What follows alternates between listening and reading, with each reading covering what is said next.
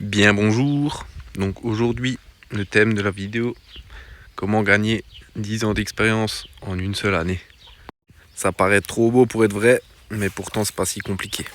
J'en profiterai aussi pour répondre à pas mal de questions qu'on m'a posées ces derniers temps.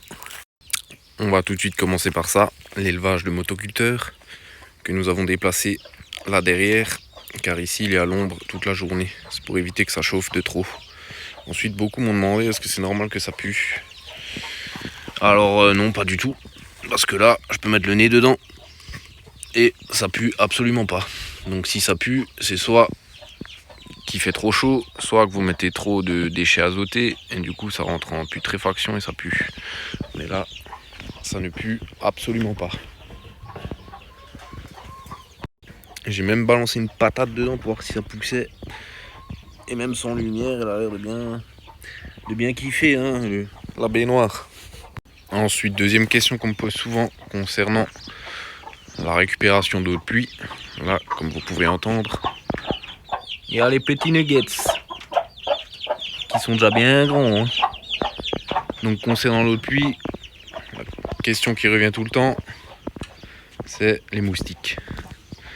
Si vous voulez exterminer les moustiques, il suffit de mettre des poissons dans l'eau, de pas trop les nourrir, comme ça ils vont bouffer toutes les larves de moustiques et du coup votre population de moustiques elle sera réduite drastiquement. En plus les poissons vont faire caca dans l'eau et ça sera des bons nutriments pour arroser vos plantes ensuite. Autre question qu'on me pose souvent en ce moment, comment reconnaître un gourmand? C'est simple, vous avez la tige principale de votre pied de tomate et tout ce qui part là à 45 degrés entre une feuille et la tige principale, c'est un gourmand que vous pouvez soit laisser, soit couper et remettre dans un bocal d'eau, ça refera des racines et vous aurez un nouveau plant de tomates. Certains disent qu'il faut les enlever, d'autres non. Moi sur les tomates cerises, je les enlève quasiment pas et sur tout ce qui est grosses tomates, je les enlève pour que le plant puisse concentrer plus son énergie pour faire grossir les tomates. Après je les enlève pas tous, hein. J'enlève environ 20 à 30% des gourmands on va dire. Ensuite pour rentrer dans le vif du sujet, comment gagner beaucoup plus d'expérience en moins de temps, il vous suffit simplement de multiplier vos plantations et vos expérimentations. Surtout au début quand vous débutez. Entre guillemets j'ai envie de dire, on en a un peu rien à foutre du rotation des cultures au départ.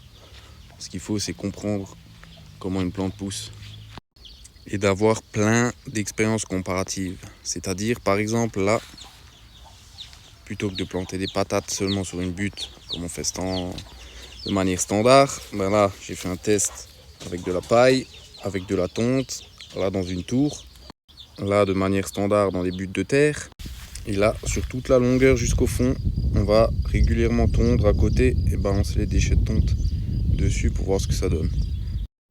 Le fait de faire plusieurs techniques la même année vous permettra d'avoir plusieurs retours d'expérience et donc de pouvoir comparer également à l'instant T, au même moment, la même année, avec le même climat. Et vous pouvez faire ça avec toutes vos plantes. Pour vous donner un deuxième exemple, par exemple ici, il y avait un cerisier l'année dernière, un gros cerisier qui faisait beaucoup d'ombre ici.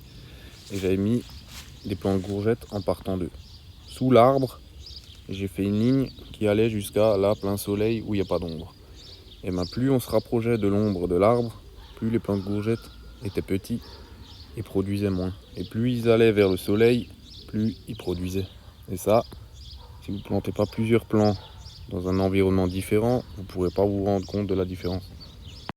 Par exemple, cette année, j'ai planté des plants de courgettes de l'autre côté, vers là-bas devant, et un peu plus ombragé. J'en ai planté un là dans un bac, et je vais en replanter là, plein soleil. Comme ça, il y aura 3 conditions différentes, et il y aura 3 endroits de comparaison à regarder. Autre expérience que j'ai déjà faite aussi, c'est que là, vu qu'il y avait le cerisier ici qui faisait de l'ombre ici, j'avais planté des plants de tomates qui étaient donc à l'ombre le matin. Il y avait un petit peu de soleil l'après-midi et vers le soir, il y avait de nouveau de l'ombre. J'avais planté des plants de tomates en plein soleil et également dans la serre comme je fais tous les ans. Et ceux qui étaient plus à l'ombre, ils ont vite chopé le mildiou, alors que ceux qui étaient en plein soleil, ils n'ont rien eu.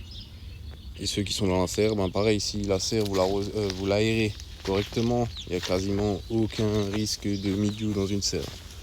Bien sûr, si vous la fermez et qu'il y a de la condensation, là, vous aurez le mildiou direct. Et vous pouvez faire ce genre d'expérience en tout genre. Par exemple, vous avez juste à prendre 2 pots. Vous remplissez un pot avec du terreau bas de gamme, un autre pot avec du terreau plus cher. Vous mettez les 2 mêmes plantes dedans, genre tomate. Et vous verrez tout seul la différence. Et vous comprendrez par vous-même que faire des économies sur du terreau de merde, c'est peut-être pas la meilleure des solutions. Pareil, en dehors de l'environnement de plantation, vous pouvez également faire des expériences. Par exemple, sur celui-là, vous allez couper les gourmands. Celui-là, vous n'allez pas les couper. L'idéal, ça serait que ce soit les 2 mêmes variétés. Comme ça, vous pouvez bien comparer la différence entre les 2. Pareil, par exemple, vous pouvez couper toutes les feuilles du bas d'un plant et pas celles d'un autre. Pour comparer s'il y en a un qui est plus susceptible de choper le mildiou ou pas. En général, les feuilles qui tombent au sol, moi, je les coupe. Pareil, lorsque vous utilisez un traitement contre les pucerons, mildiou ou je ne sais quoi, j'en ai déjà vu qui m'ont dit ouais, j'ai écouté les conseils de tel et tel et j'ai cramé tous mes plants parce que j'ai mis trop de vinaigre blanc ou je sais pas quoi dans mon truc. Pareil, quand vous testez un truc et que vous n'êtes pas sûr, testez-le d'abord sur un plant, attendez quelques jours, regardez le résultat et si vous voyez que ça marche, vous le faites sur les autres. Et si vous voyez que ça marche pas et que celui-là il crève, ben ne le faites pas sur les autres quoi. Mais testez d'abord sur un plant, ça vous évitera de dégommer toute votre récolte. Et tous ces trucs-là, c'est surtout valable au début. Hein. Si vous débutez et que vous y connaissez rien, plus vous allez multiplier les expériences en plantant un truc à l'ombre, l'autre truc au soleil, l'autre truc avec paillage, sans paillage, vous taillez pas, etc., etc. Plus vous allez multiplier des expériences un peu partout, dans différents environnements, ombragés, pas ombragés, humides, pas humides, taillés, pas taillés, etc. Plus vous allez pouvoir comparer entre plein de choses différentes et vous allez vous rendre compte que celui-là pousse mieux, celui-là pousse pas mieux. Et du coup, en une seule année, si vous avez plein d'expériences comparatives un peu partout, vous allez pouvoir gagner beaucoup plus d'expérience plus rapidement que celui-là qui va, par exemple, cette année planter que des tomates ici. Bah, lui, il aura le résultat de ce qu'il a fait sur cette année-là, juste seulement ici. Et il ne saura pas si à l'ombre ça pousse mieux, ou si là-bas ça pousse mieux, ou dans tel type de sol ça pousse mieux. Donc le fait de planter un peu partout des trucs à différents endroits vous permettra d'avoir plusieurs éléments de comparaison et de comprendre les choses beaucoup plus vite. Parce que déjà vous allez pouvoir comparer et ben, ça va vous faire gagner du temps aussi plutôt que de faire une année tout ici et vous allez attendre le résultat et l'année d'après vous allez faire tout là-bas et vous allez voir que c'est mieux mais vous n'allez pas vraiment savoir pourquoi parce que vous pouvez plus comparer par rapport à l'année dernière, etc. Donc le fait de faire planter un peu de tout un peu partout vous permettra de pouvoir comparer et d'avoir beaucoup plus de résultats en beaucoup moins de temps. Pareil, un avantage aussi à ne pas tout planter au même endroit, c'est que si par exemple il y a des doryphores qui vont sur les patates là-bas, on a vu qu'elles sont pas à côté de toutes les autres patates et que les autres patates elles sont ici et que les autres patates elles sont ici, bah ça m'est déjà arrivé plusieurs fois, hein. J'avais déjà des patates là-bas devant la serre, là. Bah là-bas il n'y avait pas de doryphores et là-bas derrière il y en avait. Alors que si j'avais tout planté l'un à côté de l'autre, bah à partir du moment où tu as un ravageur sur une plante et que tout est à côté, bah tu peux être sûr que tout va être infecté par le ravageur en question. Alors que si tu sépares toutes tes plantes, par exemple si tu as des tomates là qui vont choper le mildiou et que tu en as planté beaucoup plus loin, ben ceux-là ils vont peut-être pas choper le mildiou parce qu'ils sont pas à côté quoi. Alors que s'ils sont à côté, ils vont se transférer le truc comme nous on se transfère une grippe quoi. Voilà. Et encore un petit truc bonus, quand vous avez des plantes qui poussent naturellement à des endroits qui ne sont pas prévus, comme ce plant de tomate au milieu des carottes, ne surtout pas les arracher. Parce qu'en général les plantes qui viennent naturellement seront celles qui vous produiront le plus. Par exemple, il y a 2 ans, j'avais un plant de tomate qui a poussé naturellement ici là.